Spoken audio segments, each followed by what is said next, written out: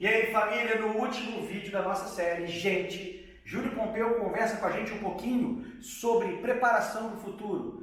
Como nós podemos estar, de acordo com a nossa essência, preparados para o amanhã. Então, vem com a gente conferir esse último vídeo da nossa série de entrevistas sobre gente com o Júlio Pompeu no seu Thinkers. Repertório ajuda na comunicação entre pessoas, ajuda a saltar etapas na explicação. Mas enquanto você tem um processo de educação, você ganha outra coisa, além do repertório. É mais ou menos a lógica da academia, né? Você vai para a academia pegar peso e fica levantando. Quando você fica levantando, você desenvolve uma habilidade muscular, né? Seu braço fica forte. Você pratica um esporte, você ganha agilidade com alguma coisa, você tem um ganho indireto, né? Tem aquele filme Karate Kid, coisa de velho, né? Assim, você vai me ensinar karatê, vou, pinta cerca. Eu estou pintando cerca, não estou aprendendo karatê. De repente você descobre que ganhou a habilidade da defesa da garça, né? Agora sim, pra dentro, pra fora. Tira né? casaco, põe casaco. Tem um exemplo bom disso, uma experiência feita na UFES, né? Um experimento que era o seguinte: pegou aluno de Direito e de Engenharia, no primeiro e no último período. Fazer um monte de perguntas, uma delas já sobre pena de morte. Você é contra ou a favor? Né? Então assim, primeiro período de Engenharia e Direito é pau a pau. O número de pessoas contra e a favor é igual, né? Não quer de se esperar, porque no vestibular você não seleciona assim, né? Você é contra ou a favor? Sou contra. Então vai para o direito. Só a favor. A engenharia. Não é assim que funciona. Então a coisa é homogênea. Quando chega no final do curso, muda drasticamente. A maioria é contra a pena de morte no direito e a maioria na engenharia é a favor. Aí pergunta, bom, no direito eu tenho como entender essa diferença?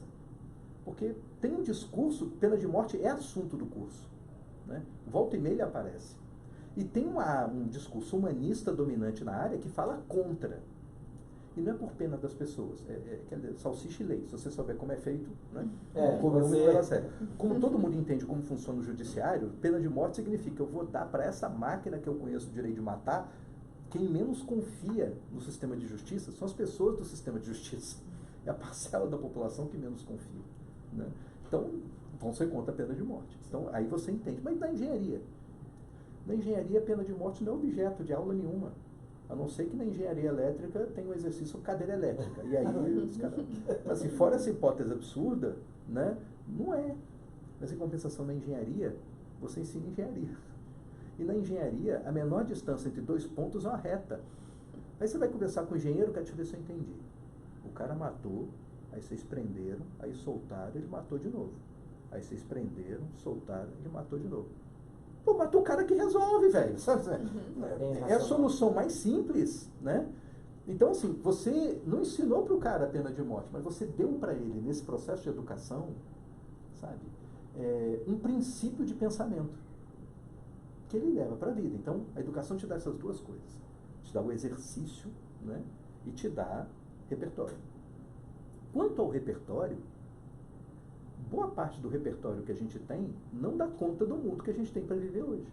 Isso, de certa forma, dá uma igualada entre quem tem estudo e quem não tem, né? Quem tem educação formal e quem não tem. A educação formal é ótima se o mundo corresponder à tua formalidade. Quando o mundo não se encaixa mais na tua formalidade, ferrou, né? Agora, do direito, quer dizer, do direito a gente está vivendo com gente, né? Com medo no mercado de trabalho, porque você tem inteligência artificial se desenvolvendo, né? Já tem inteligência artificial com um grau de precisão muito grande, saber mais ou menos como um juiz vai decidir, né? Dependendo de onde for distribuído o processo, eu já sei se vale a pena entrar, sabe, recorrer dessa ação ou fazer acordo, pela expectativa de ganho ou de perda, inclusive em termos quantitativos, o quanto de dinheiro eu vou perder numa hipótese e na outra. Chama de jurimetria, né? A jurimetria. E tem uma forma muito mais avançada e sofisticada, que é você substituir o juiz mesmo e botar uma máquina para julgar, né? E talvez com mais precisão do que, né, com menos erros com relação à lei do que a gente tenha hoje, né? Isso é assustador para quem está lá. E as pessoas olham isso como, no começo do século, olhavam a obra de Mary Shelley, né? Assim, Frankenstein, que é a primeira obra de ficção científica, né, da história da literatura, e ao mesmo tempo terror, né? Um troço que assusta, né? Medonho, porque o cara não sabe desse mundo, mas é um mundo que vai ter daqui a pouco. A sorte dos desembargadores, juízes e ministros é que eles vão estar aposentados quando esse mundo tiver, e já está todo na beira de aposentar mesmo, né? Então, ele está garantido, mas o cara que está aqui na universidade estudando, ele já olha assim e fala, o que vai sobrar para mim? Né? Para ele é incerteza sobre o mundo. Eu tenho que aprender programação. E o que no curso de Direito me deram para entender programação? Se eu vou me defender de um juiz que é inteligência artificial, eu tenho que saber como a cabeça inteligência artificial funciona. Que tipo de informação eu tenho que dar para ele decidir bem? Hoje é processo eletrônico, que não é nem uma inteligência artificial, é substituir papel, né, por um meio digital, mas o meio digital gera uma forma diferente de você ter acesso à informação. Como eu tenho que preparar a informação para estar no meio digital? Se o cara não entende o meio, ele não sabe o que fazer. E pergunta se o curso de Direito prepara o cara para isso. Não. Prepara o cara do mesmo jeito que preparava para fazer defesa no século XIX. Sabe? Então, assim, não ajuda. Nisso o cara está pau a pau, ou talvez atrás até de um cara que não estudou direito, mas conhece bem os meios e sabe que informação é relevante estar ali, como a informação é processada para gerar uma decisão. Né? Gente que estuda processos decisórios está mais apta do que o cara formado. Então, assim, educação formal nisso, sabe? E quanta coisa você aprende por conta própria na internet, porque estar na educação formal era também uma condição para ter acesso ao conhecimento. Né? Por que a universidade tem biblioteca? Porque é um livro tal e é só no livro tal que você tem informação, esse livro tal você não acha em qualquer lugar, tem na biblioteca. Aí você, aluno da instituição, tem acesso à biblioteca, portanto acesso ao conteúdo e acesso ao conhecimento. Hoje não, hoje também está franqueado. Então, isso é cada vez menos relevante. Agora, a parte 2, habilidade, essa...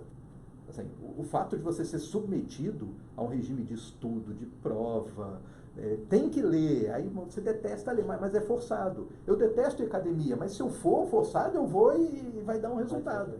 Né? Algumas pessoas conseguem isso por virtude própria também, outras não.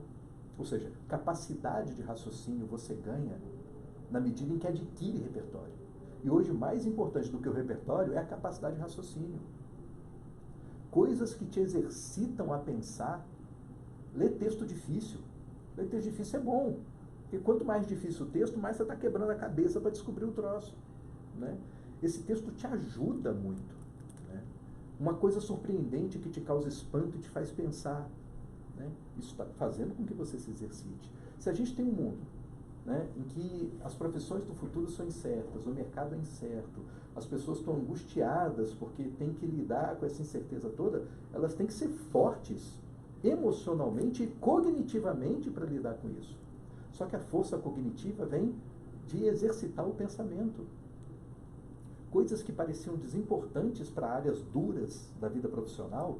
Imagina, um cara de administração vai ler literatura, pois saiba que a literatura, né, te ajuda a exercitar esse pensamento. Né? Assim como a poesia, assim como o cálculo. Né?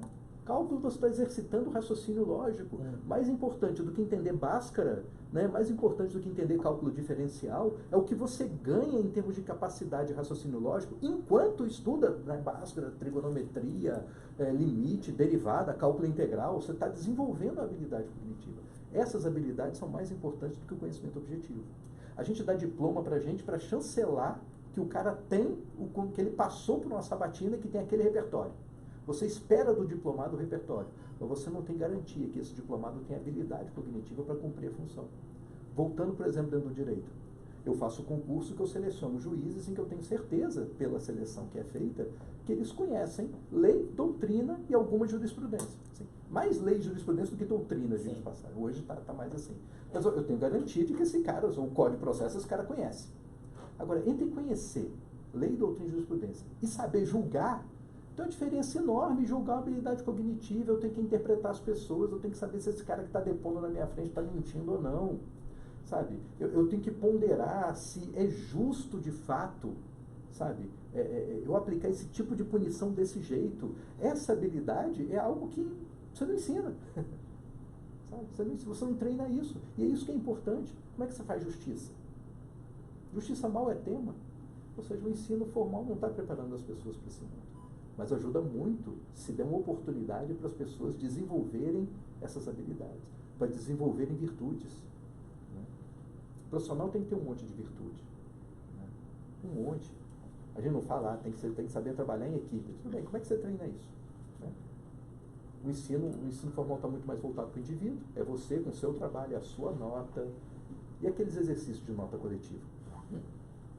Imagina, eu dou aula de ética no curso de Direito. Quer dizer, pô, como é que você ensina ética, cara? Né? Muitas vezes você não pode não saber, né? Aquelas respostas objetivas que você é obrigado a marcar alguma. De é. Você não pode dizer não sei do lado. Você chuta, mas você não diz que você não sabe. A gente aprende o ato de não saber Não já é complexo. Né? Então, eu fiz uma experiência para tentar, né, superar essa dificuldade para uma disciplina difícil que é ética. Quando você julga, o teu julgamento, assim, ele tem um peso afetivo.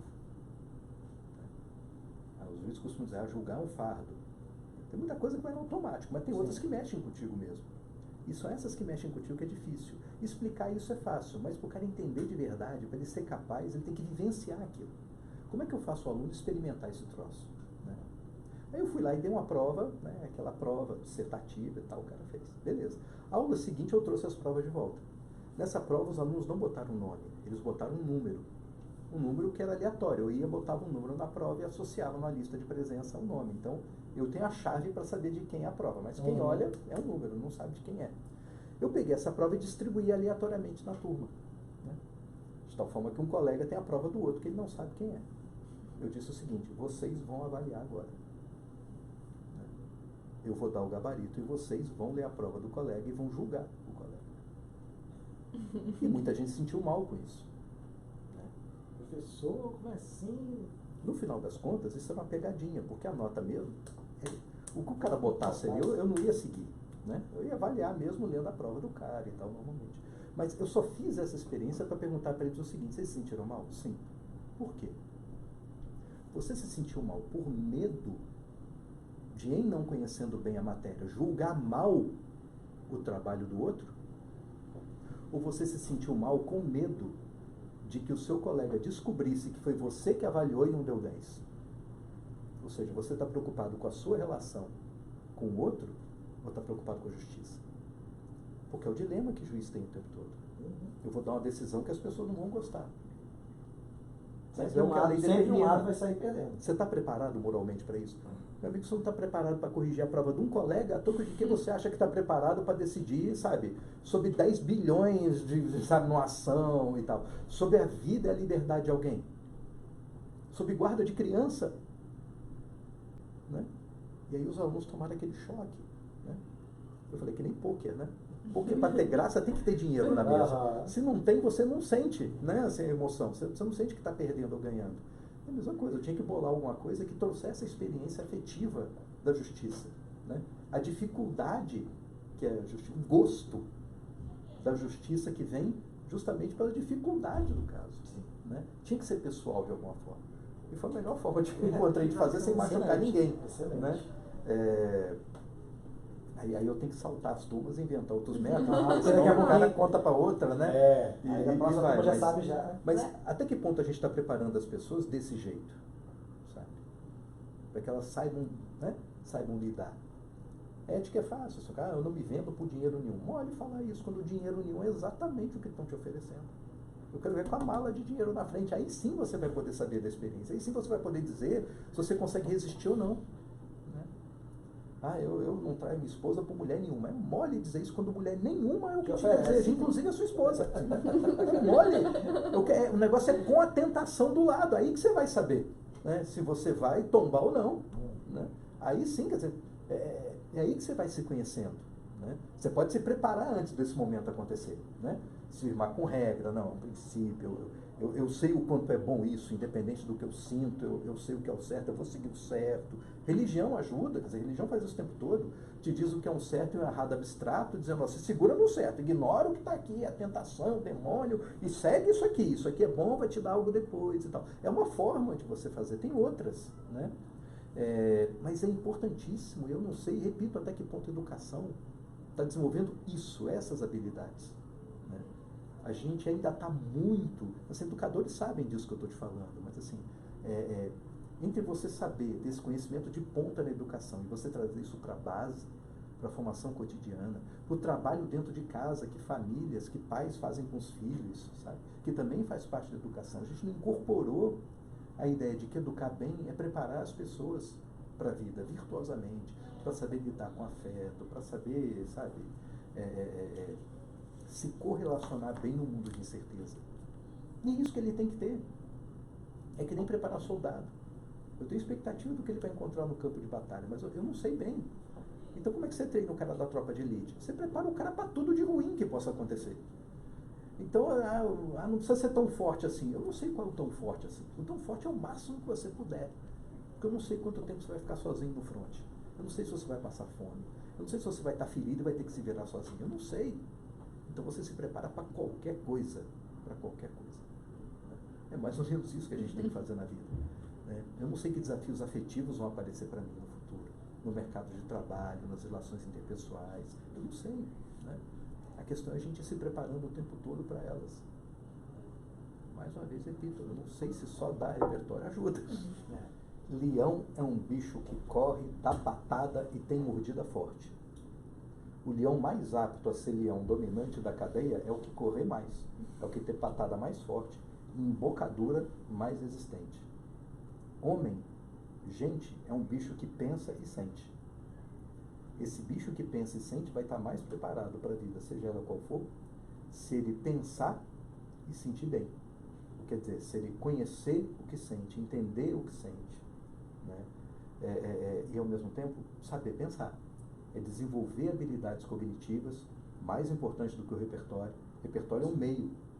O repertório está para a inteligência, né? Assim como o halter está para o músculo, está para a força. Né? O halter é meio que você precisa para ficar forte. Né?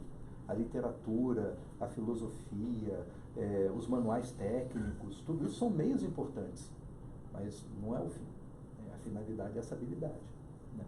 Se o mundo reagisse no futuro, se houvesse uma certeza de que aquele saber instrumental que eu tenho eu posso repetir, mesmo sem entender, né? Eu lembro que eu estudava direito e aí vinha lá o conceito de legítima defesa putativa. O nome já é esquisito, né? Parece palavrão, está xingando alguém. Né? Legítima defesa putativa é uma ação que a pessoa executa, que é criminosa, porém ele ignora uma circunstância de fato que, se fosse verdadeira, tornaria o ato não criminoso.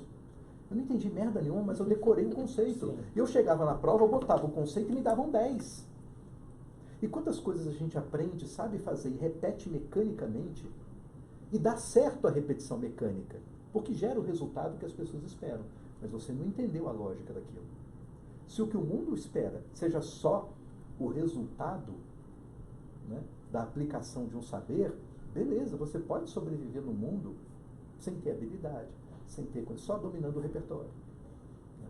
O problema é que esse mundo não existe mais. Esse repertório, quando chegar lá na frente, não vai ser mais suficiente, as pessoas vão pedir algo mais de você. E se você não tiver desenvolvido essa habilidade, desenvolver o que você tem de natureza, que é a sua sensibilidade, né, e desenvolver a sua cognição, não adianta. Não há fórmula de manual, não há tabelinha de Excel que vai dar conta desse negócio. Tem que saber pensar. Né? Hoje o mundo te dá tudo quanto é informação que você precisar. Dá um Google aí que você acha. Né? Você acha? Meu filho de 8 anos tem mais repertório, né, do que Einstein tinha quando morreu. Porque ele fica lá, ele tá na dúvida, ele fuça, ele acha, né? Descobre as coisas. Né? Fácil. Tá ali na palma da mão. Tudo aqui. Eu tô parando de comprar livro impresso, estou comprando digital, então eu ando com a minha biblioteca no bolso. Né? Tudo aqui. Né? Agora, o problema não é mais acessar, é o que fazer com o que está aqui. Que adianta você ter a maior biblioteca do mundo na sua mão? O maior repertório de informação do mundo, se você pega essa informação e você não sabe o que fazer com ela. Essa habilidade que falta nas pessoas. Isso é que é inteligência. Né? Isso é que é uma certa maturidade também para você não usar mal as informações que tem. Né? Essa maturidade vem da sua capacidade de controlar os seus afetos, de compreender os seus afetos. Né? Afeto você não some com eles. Tem uma época na história da humanidade que ele sumia, né? Assim, o desejo é ruim, tá? Vamos não desejar. Não dá, entendeu? Mas dá para você saber que deseja. Né? Dá para você saber o que é o desejo, dá para você saber até que ponto você pode ceder ou não ao desejo. É uma boa ou má ideia ceder ao desejo. Né? Isso sim, né? Isso você consegue, né, com esse desenvolvimento de si mesmo. E não é à toa que tanta gente tem falado nisso. Né? Desenvolver a si mesmo.